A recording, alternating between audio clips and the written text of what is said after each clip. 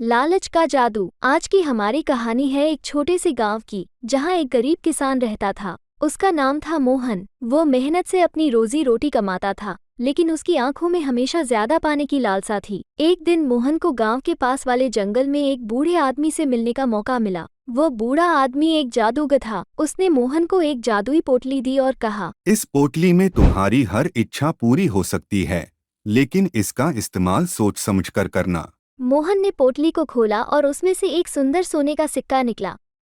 उसने जैसे ही उस सिक्के को छुआ, वह सिक्का दोगुना हो गया। मोहन की आंखों में लालच चमकने लगा। उसने जल्दी से और सिक्के मांगे और देखते ही देखते उसका घर सोने से भर गया।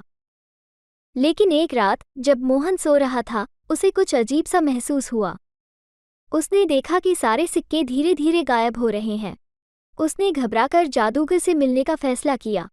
जादूगर ने हंसते हुए कहा, यह पोटली केवल उन्हें ही स्थायी सुख देती है जो संतोषी होते हैं। लालच करने वालों को यह केवल दुख देती है। मोहन ने फिर भी हार नहीं मानी और पोटली का फिर से उपयोग किया।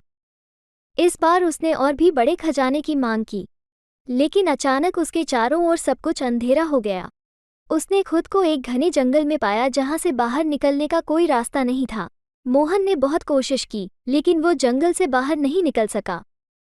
उसने तब समझा कि उसका लालच ही उसे इस हाल में ले आया। उसने पोटली को फेंक दिया और संतोष की तलाश में निकल पड़ा। कुछ समय बाद वह अपने पुराने गांव वापस लौट आया, जहां उसने साधारण जीवन को अपनाया और सच्ची खुशी पाई। दोस्तों, इस कहानी से हमें ये सीखने को मिलता है कि लालच कभी भी अच्छी चीज़ों का परिणाम नहीं देती। संतोष और मेहनत से ही सच्ची खुशी मिलती है।